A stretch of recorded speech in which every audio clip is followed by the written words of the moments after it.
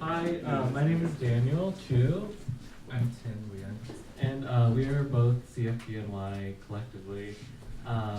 So yeah, welcome to Cobra Street Market, our project at 47 Canal, which is a store that sells our clothing, but also a space that we're using to sort of like build a community around. And part of the reason why we started CFGNY is because we wanted to sort of create a new community around the project. And how we do that is we invite our friends and different people to collaborate or on different projects or use CFGNY as a platform. Yeah. So yeah, this week we organized a number of things, and some private, some public. This is our second public event, and tonight we have three lecture readings. The first one is going to be by Ming Lin and Alexandra Tatarsky, and Ming she's in Hong Kong right now, so Alex is here reading. And the project's called The Shanzhai Lyric, YILIAN in New York. The second piece is going to be Polyphyletic Double on Kidnapping, Murder, and Diaspora by Sarah Wayne. And the third and final one's going to be Inferiority Complex by Sim Tu. Great. And I guess... Yeah.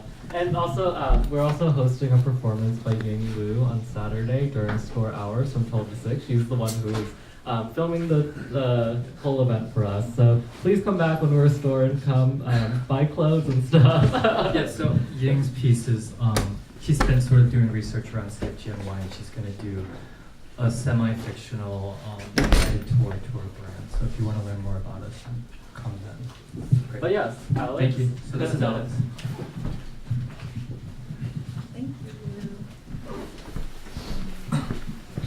Hello, everybody. It's so nice to be here. Thank you for having us.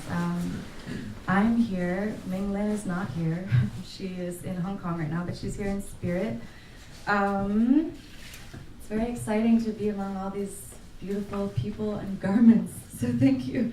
I'm going to start by reading part of a long poem that Ming and I composed out of text found entirely on t-shirts in marketplaces in Shenzhen, Guangzhou, Hong Kong, and Beijing. So I'll just begin with a long excerpt from an even longer poem. Fashion is not only a kind of appearance or an inner popular may not be suitable for you, but according to their own characteristics to dress up yourself, you belong to that kind, mature lady or simple and natural or pure or movement, a fact that can all be fashionable. Wake up. The clock tower fashion trend continues. Taste in idea. May I thank you, need an attitude adjustment, knock down, drag out, I got to make myself a latitude adjective, with on, without. May I could want it is, because I love what you are, don't to put have, a dream into an empty, sailing, is also a kind of the embodiment of the personality, the such as canvas. Come on, lively girl, life is so good.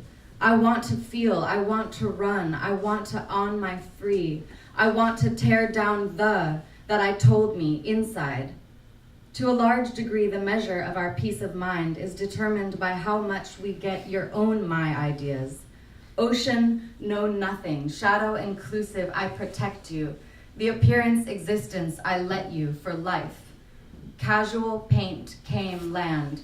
Feelings dance only by putting it on, story and story. This is a adventure games of this young and art Roman holiday pop girl. This is the Futura 1927. Here and now I will do my best carnival. Is my the pleasure? Everybody likes to be freedom. Have you ever seen a black and white as lovely as this? Dreamt the world. You can't make omelet, a bit of nothing. Biton's the earth slave who builds a pyramid. Sportswear, ship. International urban sensitivity, land. Anachronously, to feel the joy of getting to touch to the history. We get back to the essence of creativity to let our life having more beauties. This is our true heart. Fashion and sport. Character is the first and last word in success circle. One is to remove any necessary. On one hand, who cares? And in the other hand, so what?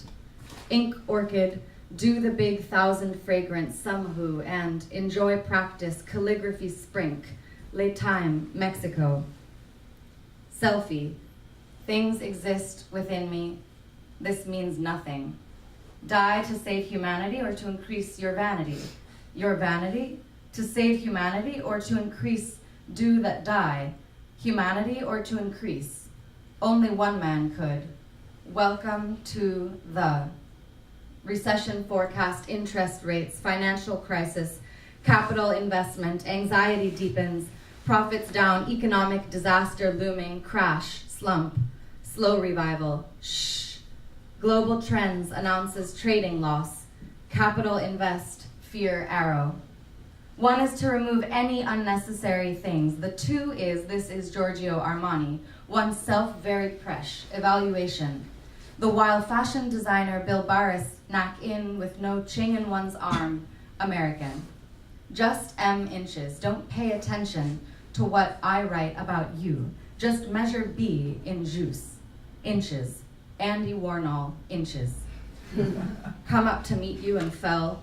Walk on in the street of world trend.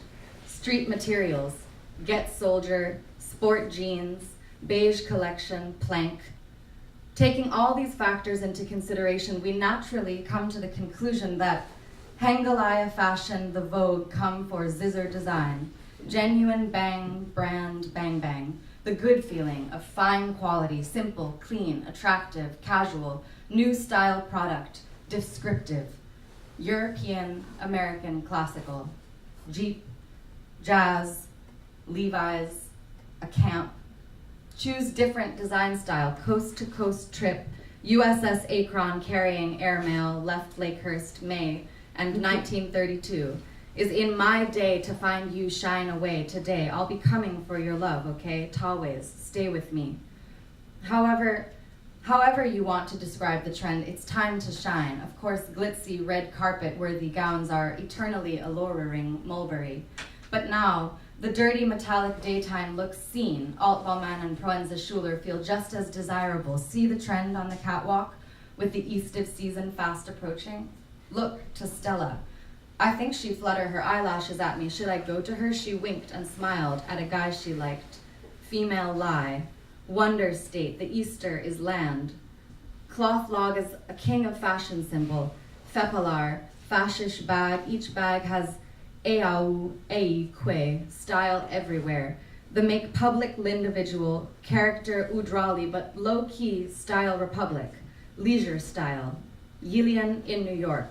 Cesar sip and were Svexo, Fig Badas, Wikaur, Dear Eva, Cesar Sport. Sports. Kind H, Cesar Sports, King H, Matador. Nostalgic design, restore ancient ways, embodies the essence of Western culture. Ideal is the beacon. Without ideal, there is no secure direction. Without direction, chop your own wood, and it will warm you. Since 1978, not fawn on. Jop. Travel far away, crossing unfamiliar gully alone, beyond deep and gloomy space. Montana, Paris. YYK jeans style. The YYK is attractive, sexy. Grace is known for wild. Yibnijizjiz, sexy urban form, and 3301. Urban form and connotation. No one can stop the pace of fashion. Fashion, footsteps. What garbage? Carfield. Sinali fashion style since 1869, order station. E-blood fashion, men club style, color club. The Lokbo Bjorts Drosshol Troya Adelatilbe Benala Love. Kual Selwa. Mr. Mian. Collection 03. Midnight. Technical double-faced wool jacket. Midnight, silk jersey, v-neck, knit. Midnight, double-laced wool, embossed pocket, wrap skirt. Black tumbled calf ankle strap, metal hell pump.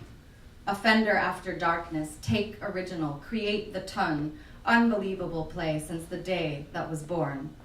Australian hat, she was THC, wah. He wore a tooth from And we will get you out of here in screw perfection. I'm not perfect, but I am limited edition. I want you, I needed power, idiot world, Apple, starry, wear clothing, girls, fashion sense, a little more love, themselves more beautiful, that make life more colorful, Apple, starry, with girls' dream. It's the same old Apple too. We lived on the banks of the Tennessee River, and we owned the summer when we were girls.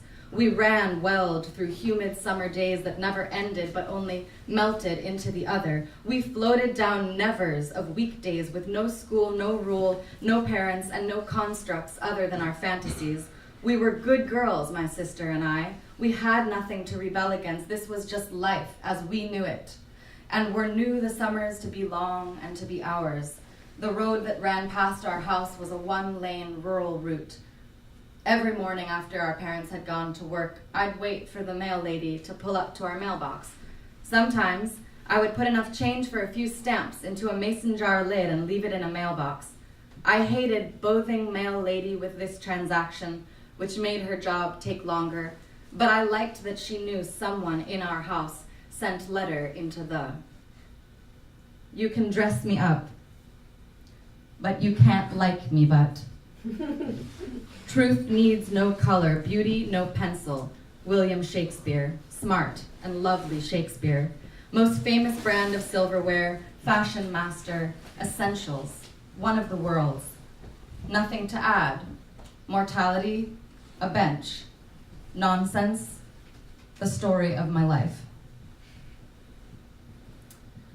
So that was just some unaltered, unedited text from t-shirts that we've been collecting the past several years. I think it's better than most poetry I read.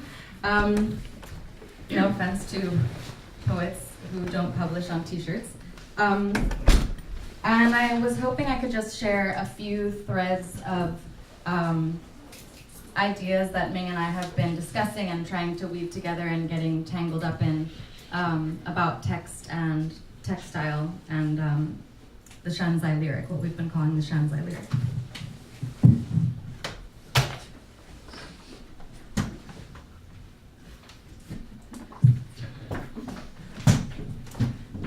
This is one of the poems that you heard.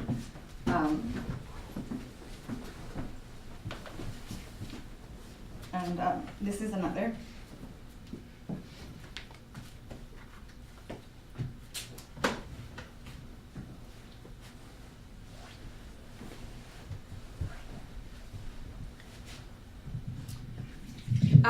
So as I mentioned, the poem you heard was entirely comprised of these texts from t-shirts.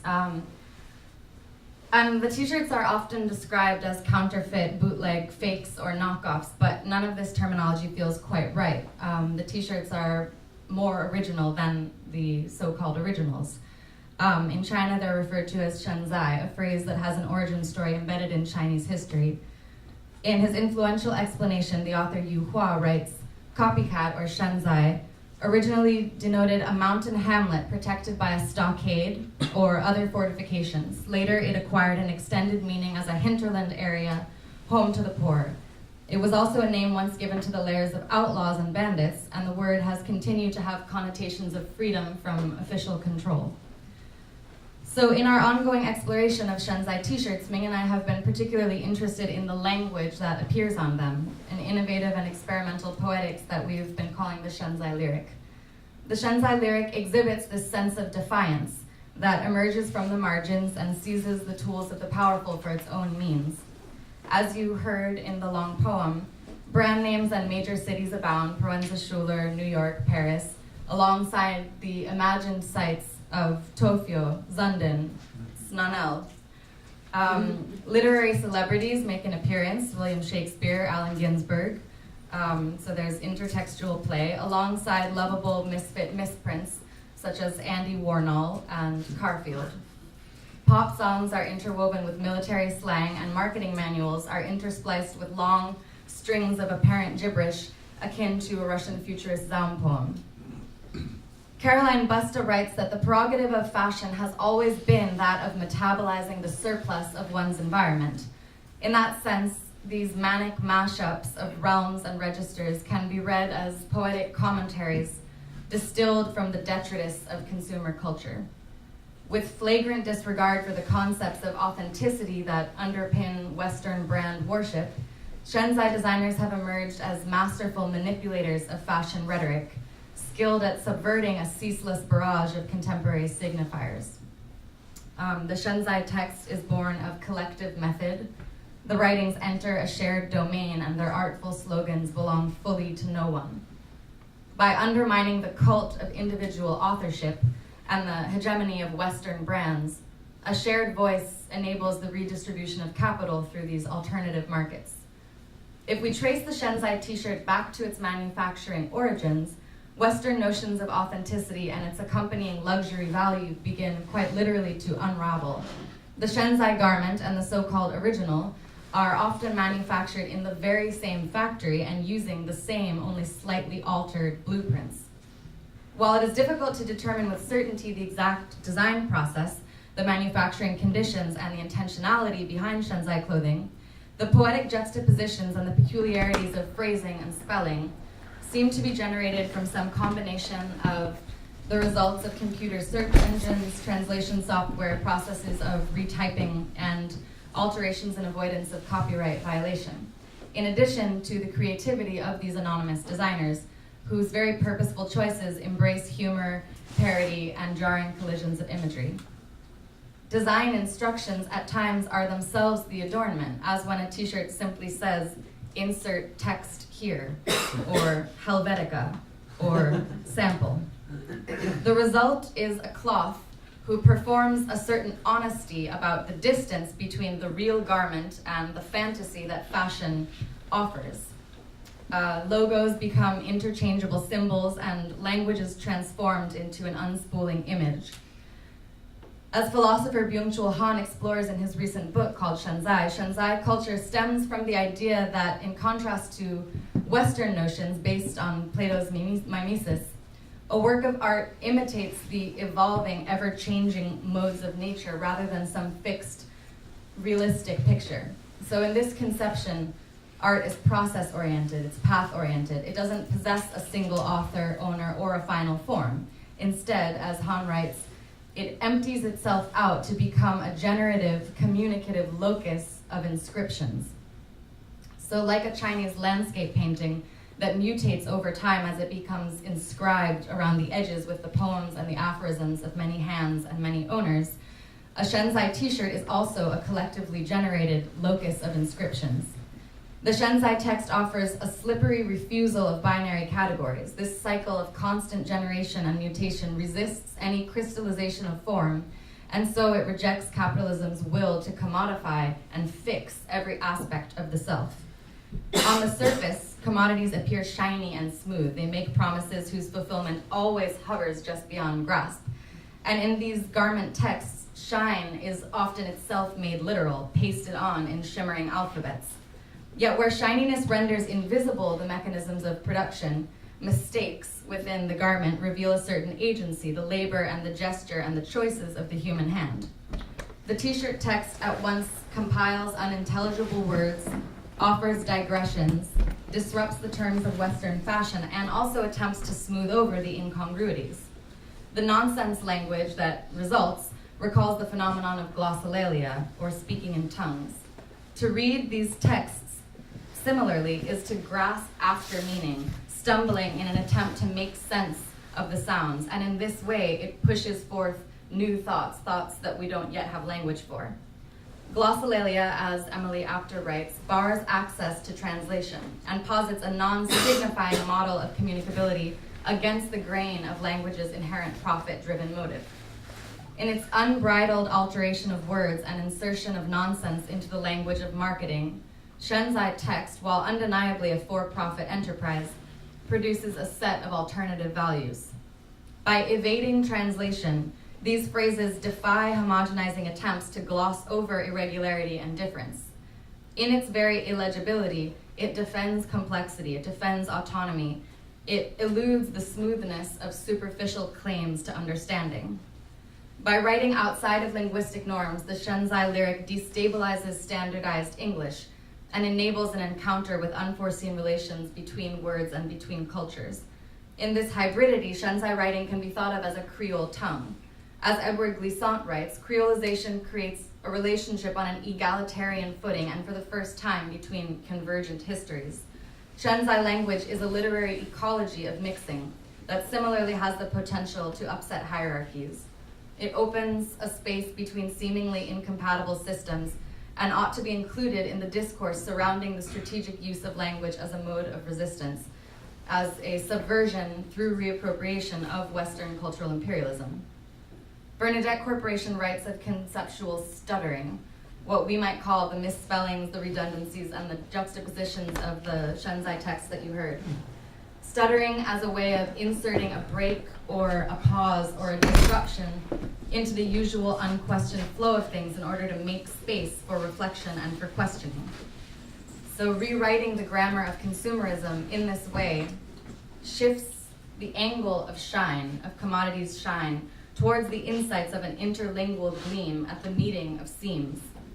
To engage with Shanzhai writing, to deeply read it and engage with it, is to embrace a non-standard English, not as error-ridden and aspirational, but rather as developing a rich mode of critique. As Judith Halberstam writes in The Queer Art of Failure, failure provides the opportunity to poke holes in the toxic positivity of contemporary life, to use the experience of apparent failure to confront the gross inequalities of everyday life, as an ecstatic exposure of the contradictions of a society obsessed with meaningless competition. The curiously revelatory quality of Shanzhai text defamiliarizes the language of branding and consumerist longing. It urges the viewer to take a closer look at that which the gaze typically glosses over. It offers an experience of estrangement in a world so inundated by the illusion of closeness and intimacy. The Shanzhai garment composes its own lyric, and we ought to listen very closely, even or especially because we can't quite make sense of it. Thank you.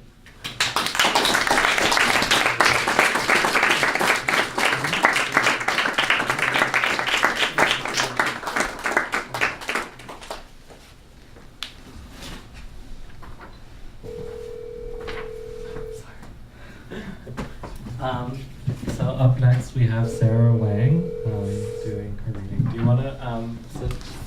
Stand? Okay, cool. Sorry, that's the gallery's telephone. I don't know how to unhook it.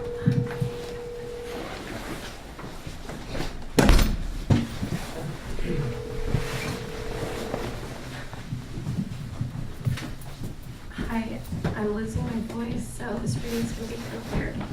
But hopefully you can understand me. Is this on? Do we want it louder? I don't know. Can you guys hear me and understand me? Okay. It's going to be an experimental reading. It might devolve into some like ASMR whispering. I don't know. We'll see. Or maybe Daniel will have to step in for me. Anyway, I don't know how to follow Alex's presentation. This is just normal English. This is an excerpt of an essay I wrote a while ago. I won't say anything more about it except that it's called Polyphyletic Double. Does the volume need to be turned up a little bit, or is it fine? Fine. It's fine. Okay. Okay. On December 11th, 1986, Phoebe Hu-ro, a 7-year-old Taiwanese immigrant, was reported missing. Lasting a few blocks from home, walking to 2nd grade in the morning, Phoebe's disappearance upended the small suburb of South Pasadena, California, in a way that its residents had never seen before. The suburb was a picture-perfect capsule of Americana, a proliferation of beautifully maintained craftsman homes, a weekly farmer's market, and a soda fountain on the main street that served cherry phosphates. Is this too distracting? My voice is too weird. Should Daniel read for me? No, I think it's good. It's okay. Don't worry. Okay. I love that this is being recorded too. South Pasadena was so picturesque that it seemed like every time we drove down its streets, a filming crew would be setting up craft services in the driveway, or a production assistant will be holding up a white scrim at different angles to diffuse the golden light of the California sun. Phoebe Ho walked alone to school. She had immigrated 3 years prior to that morning, in December, with her family. The similarities between Phoebe and me were, as they say, striking. We were the same age, Taiwanese. We lived in the same small city of 24,000 residents, and our parents sold shoes at swap meets. My mother sold shoes at an indoor swap meet in El Monte, 8 miles southeast of South Pasadena. Perhaps Phoebe's family sold shoes at the same swap meet, or likely a nearby. If the similarities struck me as coincidental, research coheres this abstraction into plausibility. Taiwan's shoe industry began growing rapidly from the early 70s. Between the mid-70s and mid-80s, Taiwan was the world's largest exporter of shoes. The decentralized shoe manufacturing industry on the small democratic island benefited from its trove of supplier networks, including petrochemical and small machine tool industries that serve the production of fashion and casual shoes made with synthetic materials. As a child, sitting beside a mountainous range of shoe boxes containing high stiletto shoes and platform boots, the chemical smell of the plastic and glue that comprised our inventory of shoes left me dizzy and nauseous. On weekends, I accompanied my mother to the swap meet, which sold cheap kitchenware, brass knuckles, airbrush t-shirts, and bootleg tapes. 7 years old, 40 pounds, 3 feet, 10 inches tall, Phoebe had 2 missing front teeth when she was, it increasingly seemed, abducted as she walked to school 4 blocks from home. Had Phoebe's face been one among many blazoned across milk cartons in the missing campaign for children that nearly guaranteed visibility on tables every morning beside cereal boxes? Our kitchen was absent of these cartons. My mother is lactose intolerant, as are up to 90% of Asians. I remember seeing the missing children milk cartons in grocery stores and on television, but other than a few distant sightings, I was unburdened by their ubiquity. I say unburdened because I imagine the horror of being a child, daily besieged by images of their brethren, children their age, their gender, who perhaps bore physical resemblance to them, blinking away the early morning fog while subjected to the violence of the world. In our house growing up, instead of cereal and milk, we ate congee and drank soy milk for breakfast. The politics and global economy of dairy has shifted throughout history. Once absent from the diet of Chinese consumption, dairy is now a symbol.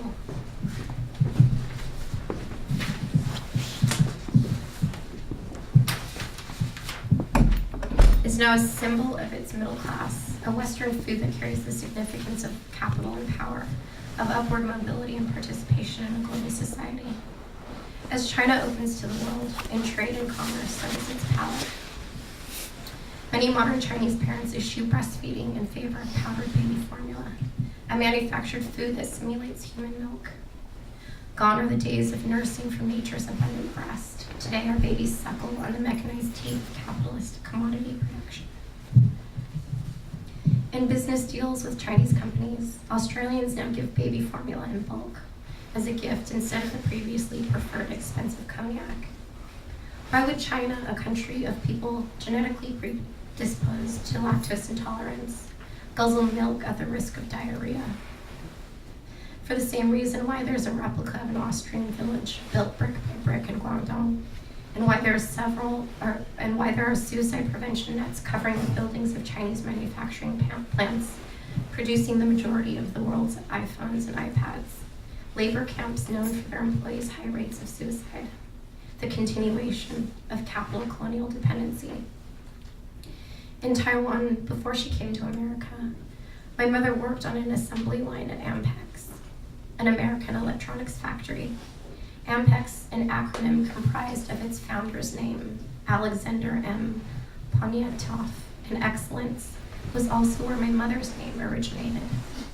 Her maiden name is Den Fanzhe, but at the factory, all the managers were American and could not pronounce Chinese names. My mother, along with all the Chinese factory workers, had to rename themselves according to the language of the West, despite that most of them could not speak English. Therefore, their own names were something of a stranger to them. She named herself Connie Francis. Well, she named herself Connie, not Connie Francis, after her favorite singer, unaware to the overriding and suppression of her Taiwanese identity through the act of forced naming in the service of neocolonialism. On December 18th, 1986, 1 week after Phoebe was reported missing, her body was found in a ditch 40 miles from where she was last seen. She looked like she was sleeping on her side, said a witness who ran to the field shortly after the body was discovered. An autopsy revealed that Phoebe had been sexually assaulted and strangled to death. What trauma to her body revealed what sexual assault? Imagining the work of a forensic pathologist is to imagine an infinitude of horrors, each one opening the door to another, each one more terrifying than the last. Before Phoebe had been kidnapped, she had lost her 2 front teeth, her body making way for a future that would never arrive. After Phoebe's death, her parents opened a shoe store in a strip mall on the main strip in South Pasadena, just a few blocks north of the soda fountain.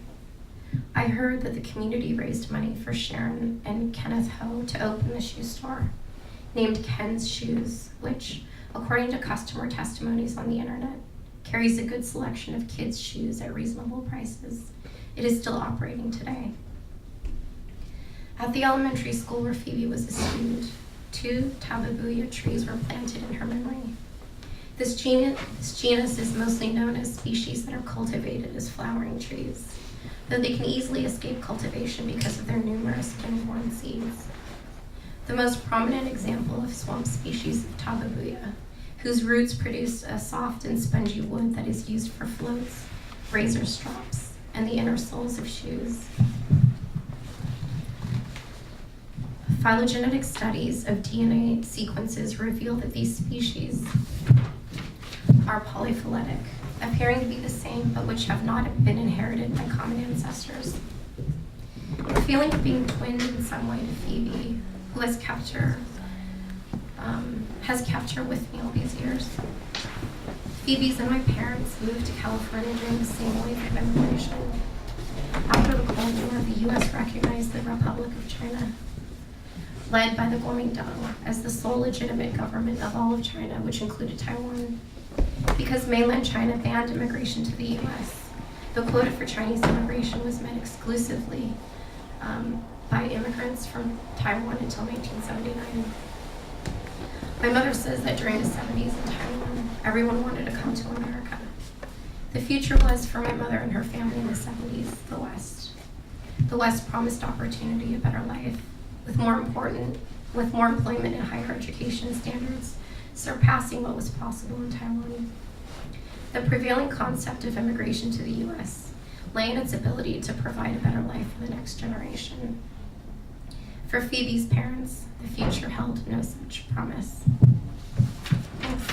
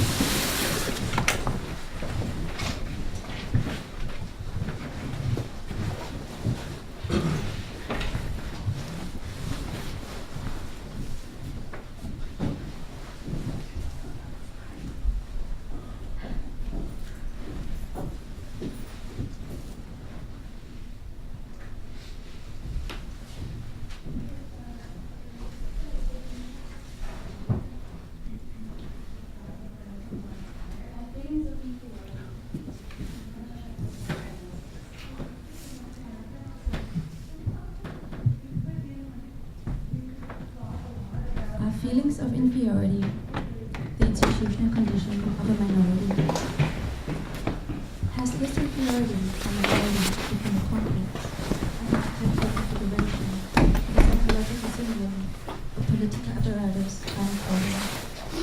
Is this part of my diasporic DNA? How do we come to understand these feelings of inferiority when certain artists, gallerists, collectors, patrons, and critics, especially those who aren't sensitive to gender, race, and class issues, still don't recognize their privilege? Do I have the desire to educate them, to fill in this gap, or is that even my role? And if so, is this a way to overcompensate for my condition? If after Lacan, it is that lack at the heart of desire that ensures we continue to desire, is then at the core of POC's desire to identify the identity politics boundaries defined by the lack of the ability to do so. And if the object of our desire is ultimately nothing but a screen of our own narcissistic projections, would coming too close to it threaten to give us the experience precisely of the Lacanian gaze? The realization that behind our desire is nothing but our lack, the materiality of the real staring back at us. How can we talk about this lack at the heart of our identity? If race is the distinction that upholds the false integrity of the self, why can we not disarm it? How is my body inflicted in the schizophrenic double bind of wanting to escape identity politics where really everyone should face it? Will I ever be able to stop to shop for self-identification? And how do the abundance of commodities never reveal what we miss, or shall I build my life on this fantasy castle? If I insist on the inequality institutions indirectly reinsert onto those that stand on the margins, am I seen as being jealous, ungenerous, and disgraceful, or quaint, disillusional, unpragmatic, and backwards looking? What have I given up to adapt to this English-speaking outworld? And do I judge others for not being able to speak the supposedly universal language? Do I, like Ramses the Great, try to erase any prior achievements of his father in the name of integration? Was it a mistake to leave homeland? And does economic independence grant me an exit out of all of this? What is this battle now asking for self-exoticization, what it is and what it isn't? And anyway, how can this process of self-judgment ever be done self-reflexively when it is an alien complex in the first place? Is it a search for meaning or authenticity? And am I destined to occupy the position between the cracks? Do I even have to think about these issues when for many these questions don't apply? Or do they apply to everyone? Isn't everyone lost and afraid? How many facial features separate me from the universal subject position? Am I in control of my artistic choices, or am I partly a victim of the system? Who wrote our recent history, if written at all? And what was left undocumented to be decomposed? Am I a bastard, an outcast? Can I ask these questions? Can I forgive what white entitlement has done to me? Can I undo what it has been done to me, myself? And what does this systematic underrepresentation do to my psyche? The sunglasses I haven't found that would fit my face, and will I ever find them? Do I find Asian men as beautiful as German men when really I haven't been exposed to them at all? Can I even confidently read their features? Am I suffering from my own constructed reality? Is telling myself I don't care better than caring? Should I add some ill will to my good-willed nature? Will justice find me? Have I ever felt complete? And do I even know better? If mainstream culture hasn't represented me enough, did I bend towards the mainstream to feel part of it? Does my identity politics has a narcissistic edge? Why am I constantly sold the concept that the outward is a level playing field when in fact it is not? And if I fall off the edge, is it my fault? What is the struggle I feel, wanting to climb out of the swamp, the constant struggle to survive while obstacles are clearly in the way? If life is mangled and gnarly, bastardized and twisted, why do I have to feel ashamed of that? And why do I want to present a well-dressed, well-educated artist that has a sense for taste, perfection, purity, and cleanliness? If contemporary art is overwhelmingly white, does the artwork only register the marginalized other, whether Black, Asian, or other POC, as either an aesthetic modulation of the norm or a species of identity politics? Can I reject identity politics altogether? The ghost we can sense but never grasp, and the visual manifestation we cannot imagine. What did this continuation of one's own cultural heritage do to us in order to adapt to a new one, a foreign one, as a foreigner? And when have we adapted enough or neutralized ourselves enough to be integrated? Is the struggle even productive? Can anyone else's entitlement even recognize a minority's reality? Can entitlement imagine its gaze not only as malefacent, but as violent, a force that can arrest, even kill? Is it time for an overthrow? If so, is this a reciprocal, confusing, and dangerous relation between the subject that looks and object that is being looked at? Does privilege grant the right to pontifice? How is a collective consciousness transported and communicated through the gaze of others and transmits itself back onto the individual just as much as the neglect of being looked at by others reassures the insignificance of the same? Why is my mother saying thank you to the bus driver who just insulted her? And is this reflection without action impotent? And how can we assure this reading is being challenged, and how to find oneself producing new cultural references within this soup? What is this discomfort associated with anything perceived as foreign? If feelings of inferiority make us strive to create, reflect, and critically measure our future actions, then might it be a productive feeling to have and something white entitlement can learn from? Do I overcompensate as a way of defense for my sense of inferiority? Am I this eager teenage schoolgirl that meticulously studies everything and anything teachers throw at me just to not find my interest within it? How does Germany's past relate to me? Am I assimilating too much to another social culture while forgetting my own? Am I glorifying white people like Buddha on my altar? Do I mistake someone else's sense of self-entitlement for a universal strength? What is this cultural class hierarchy we're caught in? When senses of inferiority are overcompensated through an insecure desire to resist what has been done so far, then am I only choosing from the options I have left? So why can entitlement do whatever it wants? What is cultural class? Lacan writes, the unconscious is the discourse of the other.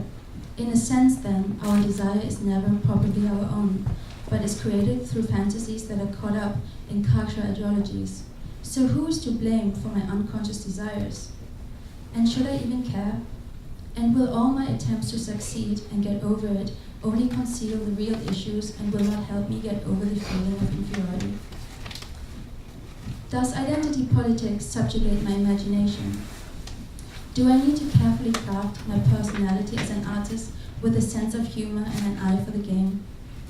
And how come that privilege is granted to those in positions of power to judge and categorize us under those terms? If categorization is institutionalized, how can we undo those categories, or do we need them to increase our visibility? If there's no inherent culture in the animal kingdom, can you please let me be a hermit crab, assimilating, changing, dropping my shell as I please, while remaining my inner self and not caring where? Thank you.